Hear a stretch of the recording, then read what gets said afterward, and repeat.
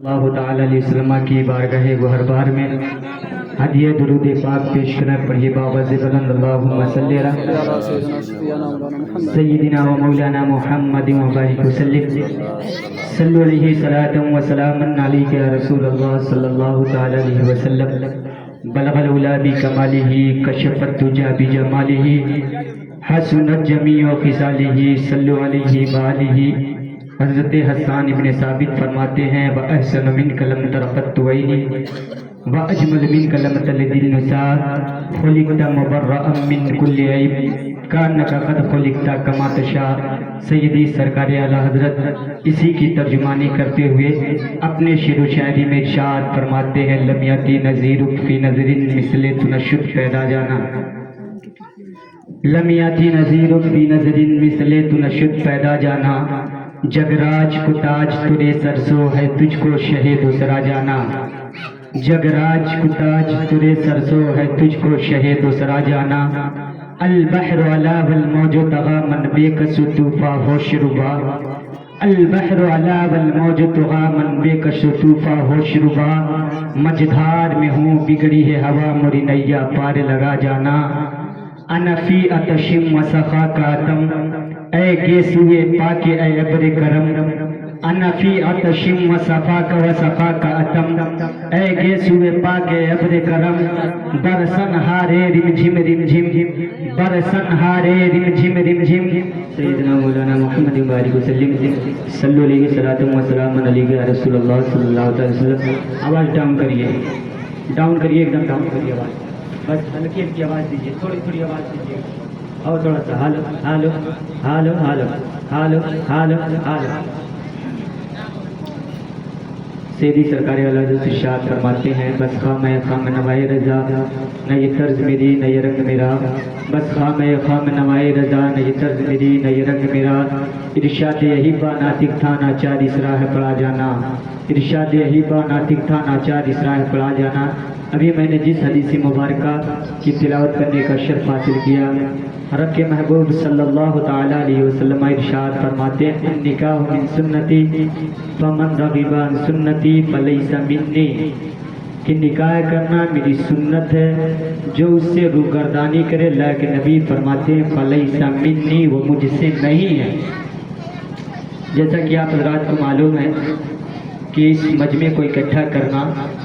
تمام سامعین کو اکٹھا کرنا، مہمانوں کو مدعو کرنا، خاندان والوں کو اکٹھا کرنا، یہ صرف اور صرف ایک نکاح پر منحصر ہے، اور اس پروگرام کو بھی رچایا گیا۔ اللہ رب ذوالجلال ارشاد فرماتا ہے وَأَمَّا بِنِعْمَتِ رَبِّكَ فَحَدِّثْ، کہ تم اپنے رب کی نعمتوں کا خوب خوب چرچا کرو۔ کل ایک بچے کی تقریب ہونے والی ہے، اسی کے موقع پر اس پروگرام کو رچایا بتایا سجایا گیا ہے۔ میں اللہ رب ذوالجلال کی بارگاہ میں دعا گو ہوں کہ اللہ تبارک و تعالیٰ اس شادی کو خانہ آبادی میں تبدیل عطا فرمائے۔ تو رب کے محبوب نے ارشاد فرمایا النکاح من سنتی فمن رغب عن سنتی فلیس منی، کہ نکاح کرنا یہ میری سنت ہے، جو اسے روگردانی کرے وہ مجھ سے نہیں ہے۔ اب میں آپ کو بتاؤں کہ نکاح کہتے کسے ہیں، نکاح کا مطلب کیا ہے، نکاح کا معنی کیا ہے۔ علماء تشریف رکھتے ہیں النکاح، یہ اس کا لغوی معنی یہ ہے کہ غیر کو اپنا بنا لینا، یعنی کہ کسی دوسرے کو اپنا بنا لینا، یہ نکاح کہلاتا ہے۔ جیسے کہ آپ دیکھیں گے پہلے کہ نکاح کو اللہ کے نبی صلی اللہ تعالی علیہ وسلم نے جائز قرار دیا، مشروع قرار دیا۔ اگر جائز قرار نہ دیا ہوتا تو آج حال ایسا بھی ہے کہ نکاح سے پہلے اگر کوئی لڑکا کسی لڑکی کی طرف غلط نگاہ سے دیکھتا ہے تو اگر اس میں شک بھی پائی گئی تو انسان کا دل یہ گوارا کرتا ہے کہ جس نگاہ سے دیکھا گیا اس نگاہ کو نکال لیا جائے، یا نکاح سے پہلے اللہ کے نبی صلی اللہ تعالی علیہ وسلم نے نکاح کو مشروع قرار نہ دیا ہوتا تو ہم جس کو نہیں پہچانتے، جس کی شناخت نہیں ہے ہمیں، جس کی معرفت نہیں ہے ہمیں، جس سے ہم دور دور تک کوئی رشتہ نہیں ہے، جس کے نہ تم خاندان کو جانتے ہیں، نہ رشتہ دار کو جانتے ہیں، نہ اس کے گھر کے جانتے لیکن نکاح کے بعد وہی غیر اپنا ہو جاتا ہے، وہی رشتہ دار اپنا رشتہ دار ہو جاتا ہے، وہی خاندان جس سے میرا کوئی تعلق نہیں تھا، جس سے ہمارا کوئی ملاقات نہیں تھی، لیکن نکاح کے بعد وہی رشتہ ہمارا رشتہ اپنا ہو جاتا ہے، وہی غیر اپنا ہو جاتا ہے۔ اگر اللہ کے نبی نے نکاح کو جائز قرار نہ دیا ہوتا، اگر اللہ کے نبی نے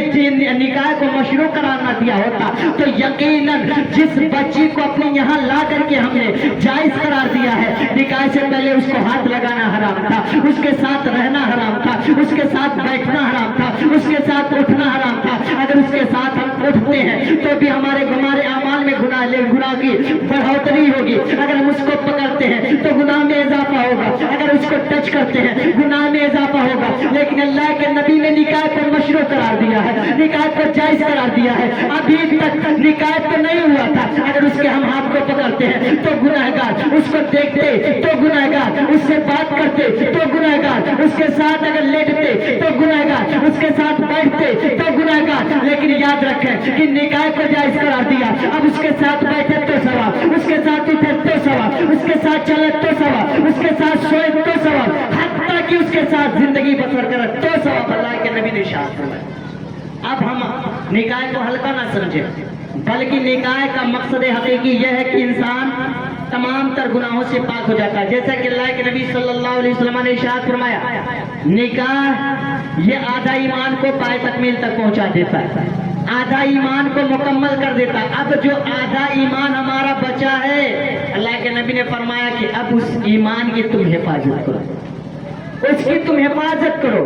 اگر تم نے حفاظت کر لیا تو تیرا پورا ایمان برقرار رہا، ورنہ دیکھا نکاح سے پہلے انسان گناہوں میں ملوث ہوتا ہے آنکھ کے ذریعے سے، اگر نفس نے ابھارا ہے تو آنکھ کے ذریعے سے۔ حضرت امام غزالی رحمۃ اللہ تعالیٰ علیہ آپ نے ارشاد فرمایا ہے، اللہ رب ذوالجلال نے انسان کو بھی پیدا کیا ہے، اللہ رب ذوالجلال نے حیوان کو بھی پیدا کیا ہے، اللہ رب ذوالجلال نے انسان کو اشرف المخلوقات بنایا ہے۔ مخلوقات تو دنیا میں رہنے والی ہر چیز ہے، چاہے وہ چرند ہو، چاہے وہ پرند ہو، چاہے وہ انسان ہو، چاہے وہ عورت ہو، چاہے وہ مرد ہو، چاہے وہ جانور ہو، چاہے وہ بھیڑ ہو، چاہے وہ بکریاں ہو، کوئی بھی ہو، یہاں تک کہ ذرے ذرے، یہ بالو بھی اللہ کے مخلوق میں شامل ہے، یہ گھاس بھی اللہ کے مخلوق میں شامل ہے، یہ درخت بھی اللہ کے مخلوق میں شامل ہے۔ لیکن اللہ رب ذوالجلال نے تمام مخلوقات میں سب سے اشرف اگر کسی کو بنایا ہے تو حضرت انسان کو بنایا ہے۔ اللہ رب ذوالجلال نے اس کسی کو اگر معظم بنایا ہے تو حضرت انسان کو بنایا ہے۔ اگر اللہ رب ذوالجلال نے کسی کو مکرم بنایا ہے، اگر رفعت والا بنایا ہے، اگر بلندی والا بنایا ہے، تو اللہ رب ذوالجلال نے حضرت انسان کو بنایا ہے اشرف المخلوقات، تمام مخلوقوں میں سب سے بہتر، تمام مخلوقوں میں سب سے احسن۔ اگر اللہ رب ذوالجلال نے کسی کو بنایا تو حضرت انسان کو بنایا۔ اب سمجھنا یہ ہے کہ اگر ہم اپنے وقار کو سمجھیں،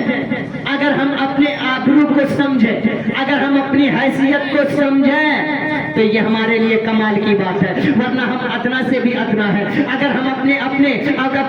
اگر ہم اپنے عزت کو سمجھتے ہیں، اپنی حیثیت کو سمجھتے ہیں تو امام غزالی فرماتے ہیں انسان تو وہ ہے اگر وہ اعمال بہتر کرے گا، اگر اس نے اعمال بہتر کیا تو فرشتوں سے مرتبے میں آگے بڑھ گیا۔ اگر اس نے اپنی حیثیت کو نہیں سمجھا، اگر وہ نہیں سمجھا کہ ہم انسان ہیں تو یقیناً وہ جانور سے بھی بدتر مانا جاتا ہے،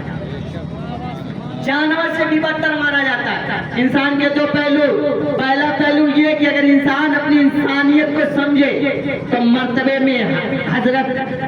میں فرشتوں سے آگے بڑھ جاتا ہے۔ اگر وہ اپنی حیثیت کو نہیں سمجھتا، اگر اپنی انسانیت کو نہیں سمجھتا، امام غزالی فرماتے ہیں کہ وہ جانوروں سے بھی بدتر مانا جاتا ہے۔ کیوں؟ پوچھا گیا امام غزالی کی بارگاہ میں، دریافت کیا گیا امام غزالی کی بارگاہ میں، عرض کیا گیا امام غزالی کی بارگاہ میں، آخر بتائیں اس کے دو پہلو کیسے؟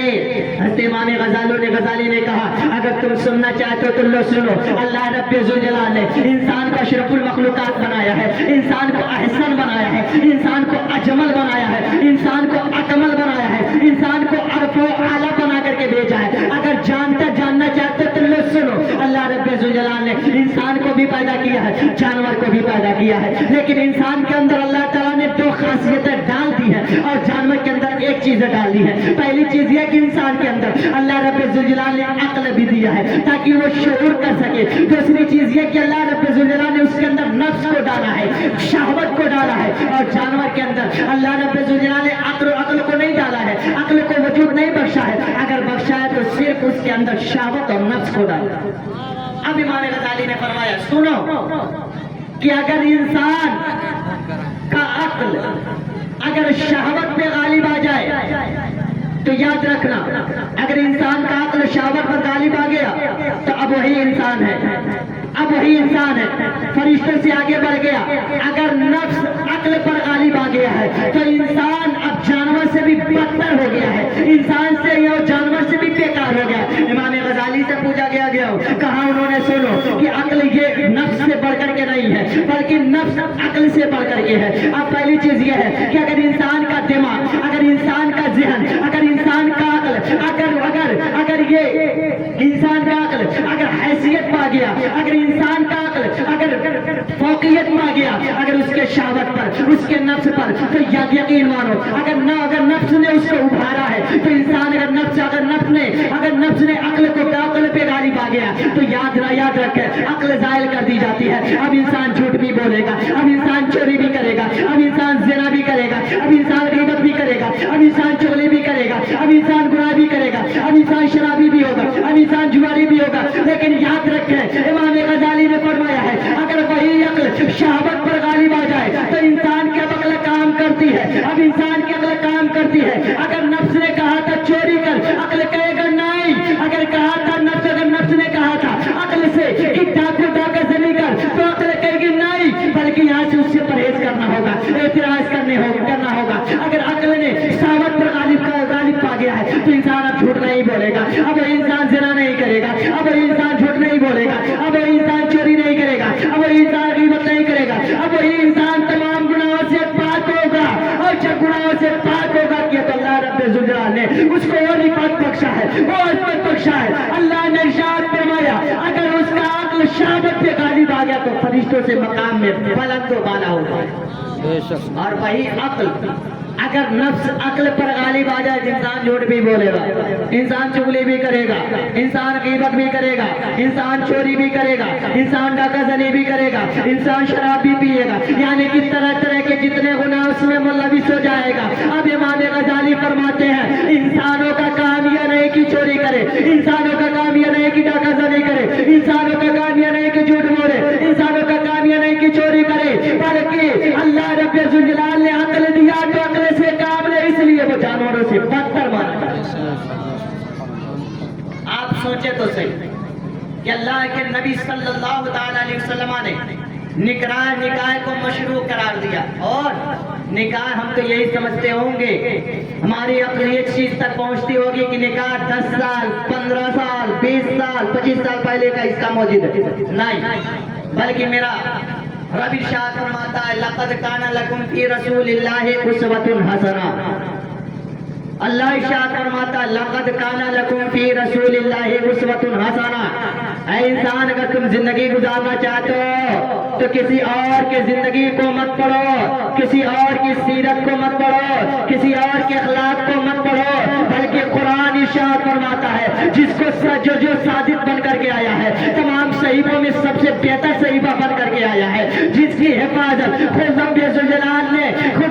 जलाल ने अपने ज़िम्मे करम में ले लिया है, जिसके मुतालिक इरशाद फरमाया गया कि तमाम किताबों को जैसे चाहो पकड़ लो, जैसे चाहो पढ़ लो, जिस तरीके से चाहो रख लो, लेकिन मेरा रब इरशाद फरमाता है, वो कुरान कभी झूठा नहीं हो सकता, वो कलाम कभी झूठा नहीं हो सकता, जिसके मुतालिक इरशाद फरमाया गया, ला यमस्सहु इल्लल मुतहहरून, इसे मत छुओ मगर पाक हो।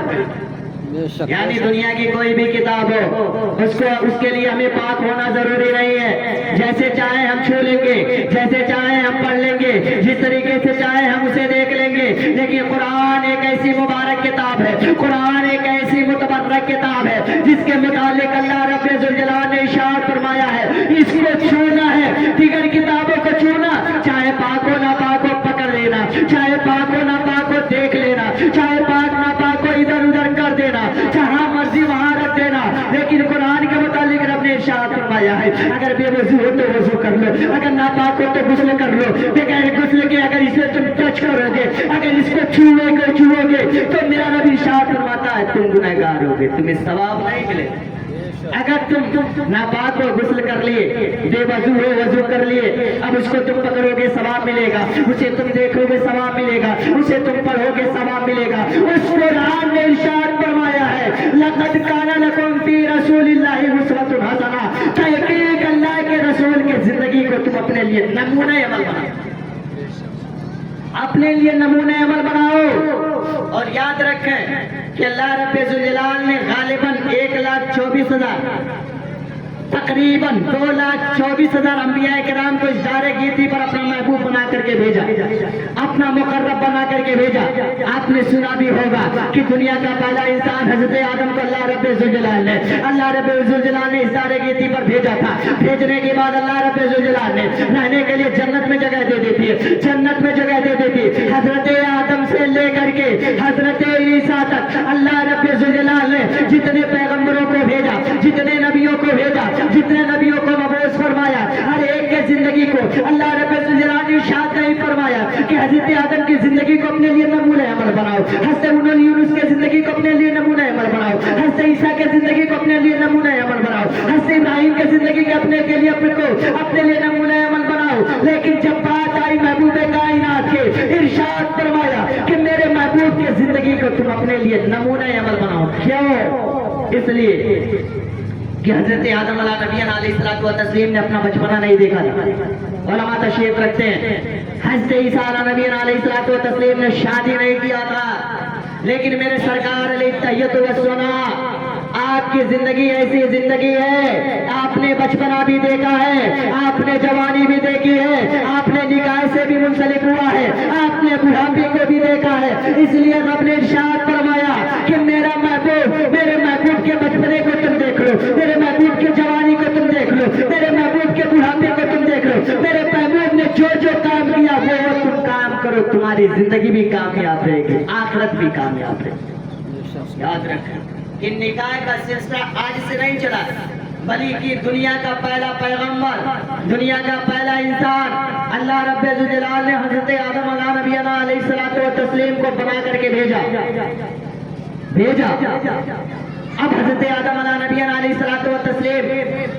अल्लाह रब्बुल जलाल के हुक्म के मुताबिक आप जन्नत में रहे, जन्नत में रहे। कुछ अरसा गुजरा, कुछ दिन गुजरे, कुछ अय्याम गुजरे। अब हजरत आदम अलैहिस्सलातु व तस्लीम को तन्हाई महसूस होने लगी, अकेलापन महसूस होने लगा। आप अल्लाह रब्बुल जलाल की बारगाह में बेताब होकर के आप अर्ज़ गुजार होते हैं, इलाही मेरा कोई जोड़ा पैदा कर दे, मुझे अब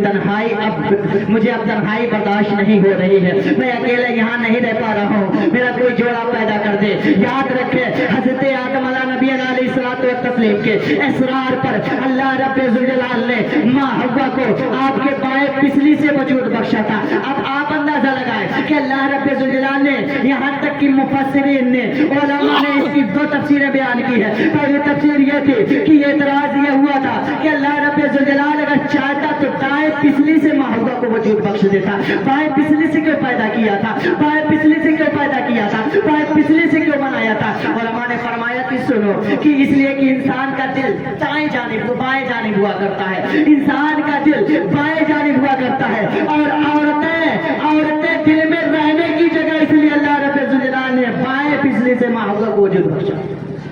दूसरी चीज उलमा फरमाते हैं कि और सुनो, पहली चीज ये कि मोहब्बत का तकाजा औरतें दिल में रखने की जगह है, इसलिए अल्लाह रब्बुल जलाल ने औरतों को बाएं पिछली से माँ हव्वा को बाएं पिछली से पैदा किया। फिर एतराज होता है, फिर सवाल पैदा होता है, अगर दाएं जानिब से पैदा किया तो सीधी